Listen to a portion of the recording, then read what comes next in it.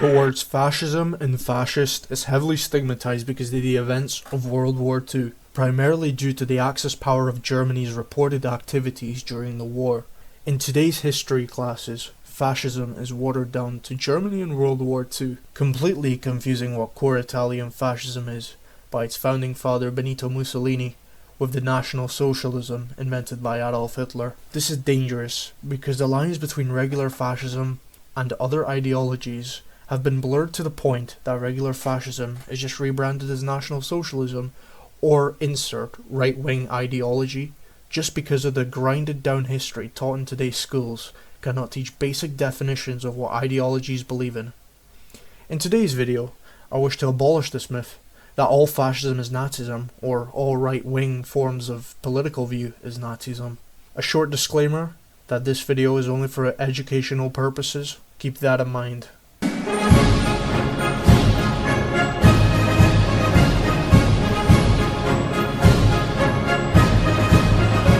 To debunk this myth, we must understand what fascism is and how it came to be and why it is different to National Socialism. The source of our ideas for fascism is Benito Mussolini and Giovanni Gentile's writing, The Doctrine of Fascism. From this book we know that fascism was designed to be primarily nationalist and aimed to unite the people of the nation and make them serve their country's interests. The term fascism itself comes from the word fasces, which is a bundle of sticks tied around an axe together, representing that the bundle is stronger and harder to break than a single stick. The second idea that we can draw from the fascist doctrine is that fascism is heavily anti-liberalism and anti-communism. Mussolini rejected both classical liberalism and Marxist socialism. He argued that liberal democracy led to weak, divided societies, while Marxism reduced everything to economic class conflict. Fascism sought a third way or third position, a corporatist state uniting all classes. In addition, economy and society were organized into corporations, representing workers, employers, and professionals.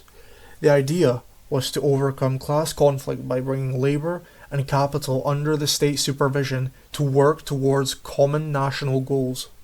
The state coordinated economic activity, but private property and enterprise were preserved as long as they served the nation. Mussolini saw the state as an organic moral entity with a will of its own, transcending individuals.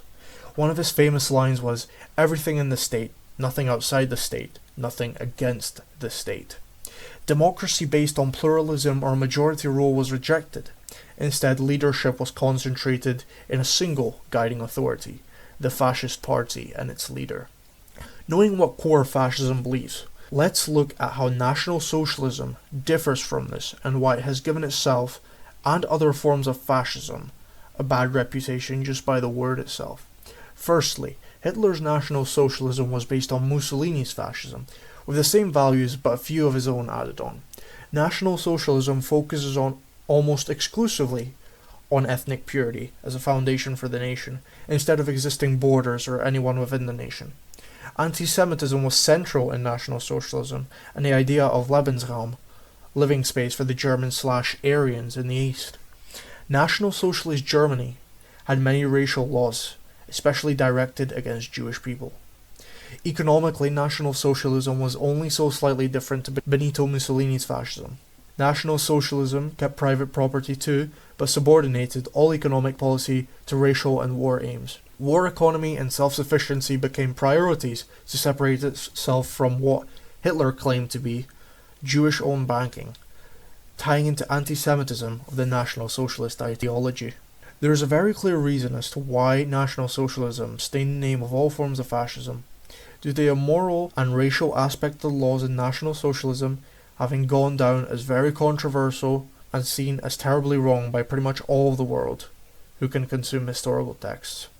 However, knowing these differences, we can point out that Mussolini's classical fascism was not equal or the same as National Socialism. Even the Yad Vashem Holocaust Remembrance Center states that, although Italy was ruled by a fascist government since 1922, anti-Semitism was not a part of the platform of Mussolini's party.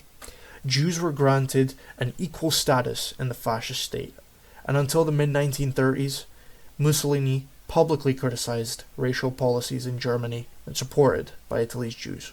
This shows that the racism that fascism is associated with is unjustified if we are looking at an objective perspective here. Not to mention how liberals and leftists today use the word fascist to describe right-wing figures who repeatedly state they prefer democracy due to differing opinion. This modern view of how words should be used must be thrown out, as it has led society down a rabbit hole to the point they question and make well-known facts like gender become a plural thing by their delusions. But that is a topic for another video. I hope you enjoyed this video, and if you did, make sure to subscribe if you think I did well on this video. If you have any critiques or suggestions, please let me know, and have a wonderful day.